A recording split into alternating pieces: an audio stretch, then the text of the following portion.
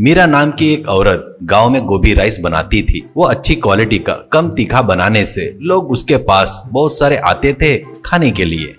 वैसे ही उसका पति गोभी की फसल उगाता था। उसके पति का नाम रमेश था। उसको उस गांव के माजी प्रेसिडेंट का लड़का वीरू फसल को सस्ते से मांगने से जय रमेश उसको फसल नहीं देता था। इसलिए वीरू को जय रमेश बोले तो बहुत गुस्सा था। ऊपर से वीरू गांव में हर एक को कुछ न कुछ बोलते हुए रहता था। इससे गांव वाले उसको हमेशा गाली देते थे। ऐसे ही रहते हुए एक दिन मीरा गोभी राइस के ठेले के पास आकर उसको परेशान करने को देखता है तो मीरा उसको कड़क वार्निंग देने से वीरू वहां से गुस्से से चला जाता है।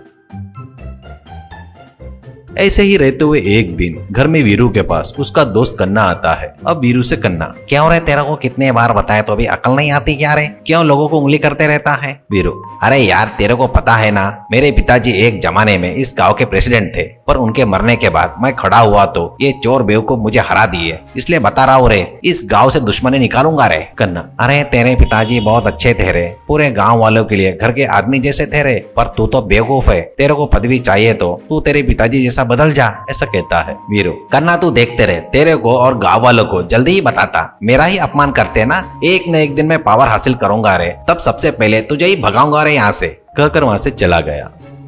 ऐसे कुछ दिन वीरू जंगल पहाड़ी घूमते हुए रहता है।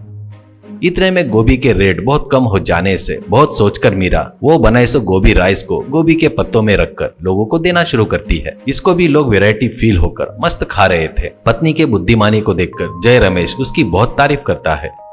ऐसे ही रहते हुए जंगलों में घूम रहे वीरू को एक जगह पर भिक्षु करके जादूगर दिखाई देता है। उसकी वीरू कुछ दिनों तक सेवा करता है।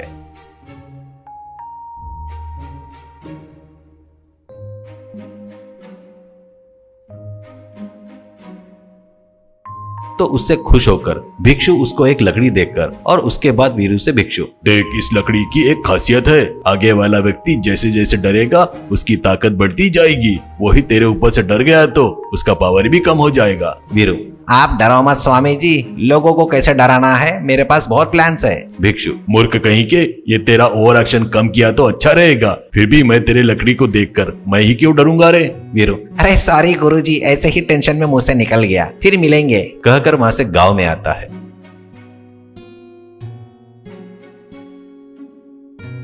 उसके बाद गांव में आकर उस लकड़ी को सांप में बदल जाना करके सोचता है। बस वो एकदम एक भयंकर सांप में बदल जाता है। वो सांप को लेकर जाते रहता है तो गांव के लोग उसके साथ कन्ना भी देखकर वहां से भागना शुरू करते हैं। ऐसे रोज अलग अलग सांपों के जैसे लकड़ी को बदलकर लोगों को डरा रहा था।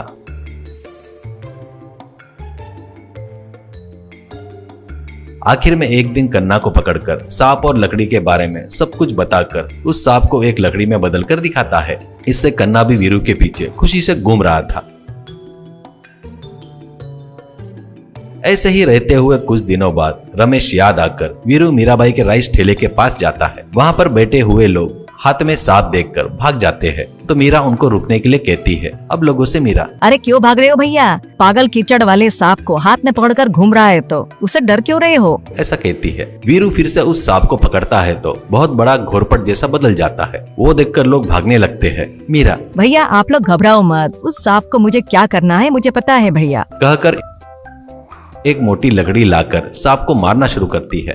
वो बगैर डरे उस सांप को मारने से धीरे धीरे वो सांप छोटा बनकर लकड़ी में बदल जाता है। वो सब देखकर लोगों को बड़ा आश्चर्य होता है। अब उस लकड़ी को वीरू के हाथों से खींचकर उस लकड़ी को तोड़ देती है। अब लोगों से मीरा, मुझे इस बेवकूफ के बारे में परसों मंदिर में मुझे एक स्वामी जी ने बताया था। ये कब यहाँ था करके मैं देख रही थी, अब मिल गया ये, ऐसा कहती है।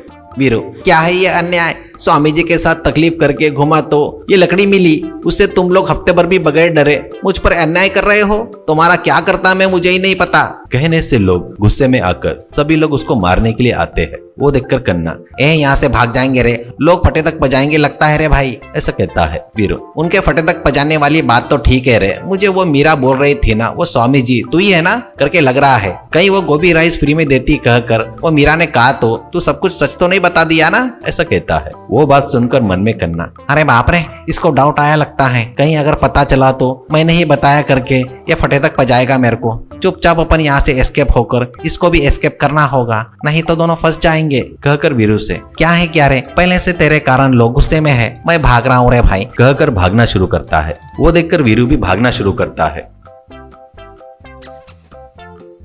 लोग सभी मीरा की हिम्मत की दाद देते हैं, तारीफ करते हैं।